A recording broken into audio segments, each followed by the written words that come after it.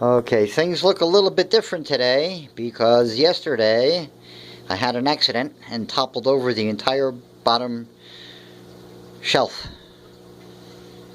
It's all over and done with, cleaned up, repaired.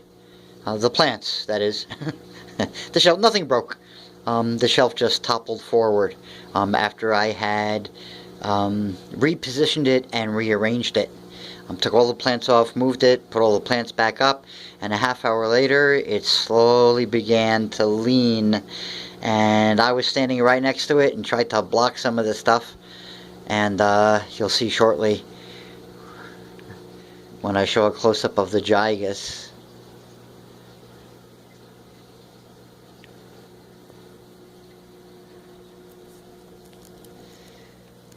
That's what a thumbprint on a gigas looks like. Right there. I had the hand grabbing like so around the pole, trying to save it and keep it from toppling over, but it was too many. So, at any rate, the plan ultimately was to remove that shelf and do exactly this.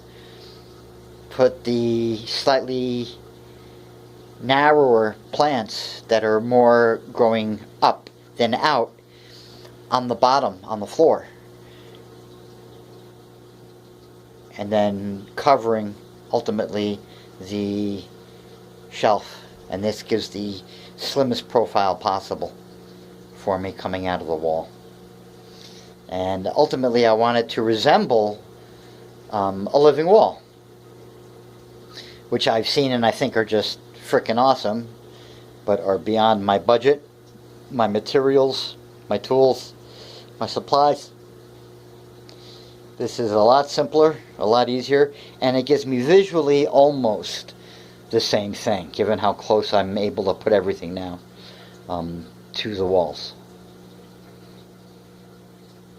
Right there. So here you can see the difference right now, temporarily. That's with both shelves. And this is with one shelf. And there's still some filling out, that's going to happen at the bottom. Some of the floor plants are also going to gain in height as well. And they'll help to fill the spaces between the poles.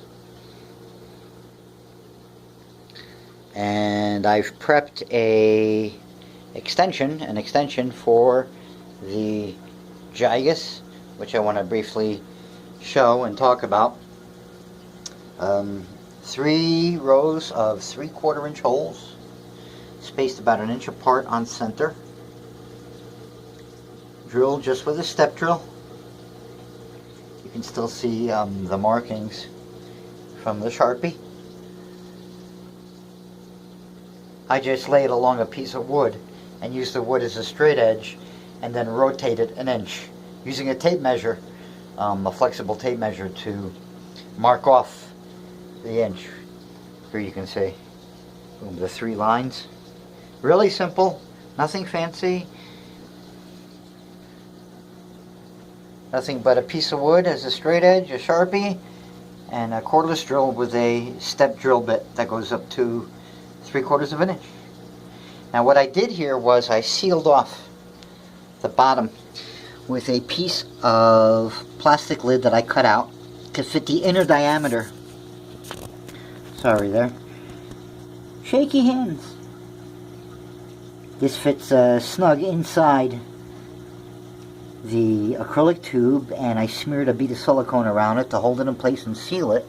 And then it's of course my aeroid mix right there with a couple extra grains of pumice pushed in after to really lock in the media solid so it won't spill out the holes easily, at any rate, until the top and chop is all over and done.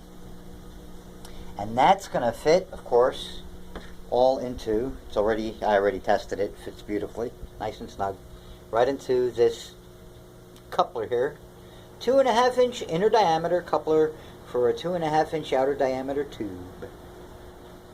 Right there. And I did want to show again the gigas swinging over now It was pointing to the right and absolutely horizontal.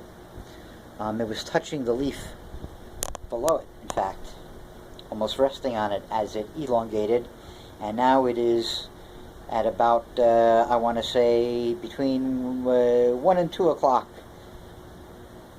Right there, it's going to swing over completely to the left and then drop its new leaf. Doesn't seem fazed at all by the accident that I caused. I was sweating bullets that day for a short while, but everything seems to be a-okay. Now it's just, again, monitoring the thrips, and I've got some stuff on the way, more imidacloprid, 8 pounds of it, and some of the Bio-Advanced 3-in-1, which I want to give a whirl because I'm hoping to address this spotting that you can see on the neon pothos. I've had that issue, and it was an issue initially with the Pink Princess, but you can see here as well on the pothos. Now, I know it's triggered by the thrips, but I think the thrips have spread either a bacterial or a fungal or a viral into the pothos. And these are all basically the same plant. They all come from the same cuttings. A plant I was growing in my aquarium for a couple of years that had reached probably about 100 yards long. No exaggeration. I looped it up and over the top and sides of the tank multiple times. And each loop over is 2 feet down, 2 feet up, 4 feet across, 2 feet down, and 2 feet up, because the tank is 4 by 2 by 2. So, very long plant. And I think it's just residing inside the tissue. So I want to give the 3-in-1 a shot and see if that addresses it. This is the new leaf from the ornata, the Capertia ornata. And again, still a little bit spotified and a little bit smudged. Excuse me. And a little bit janky. But better than those. New leaf coming out on the separated Red Secret Alocasia caprea.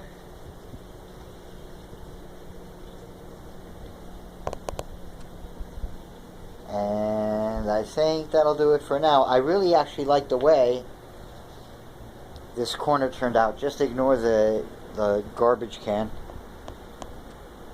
There. It's missing a liner at the moment. But I really do like the way the corner got rounded off with the way I put the plants there. It pleases me. Okay, one last view. Now, of course, it's also going to be more difficult to get all the plants in the field of view because they are now further apart. The lower row dropped basically a foot. But now that's how that wall looks.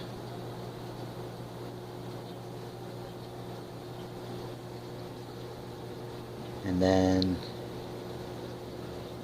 this wall will soon kind of have the same idea. I'm prepping the wall opposite this wall with the shelf that was over here.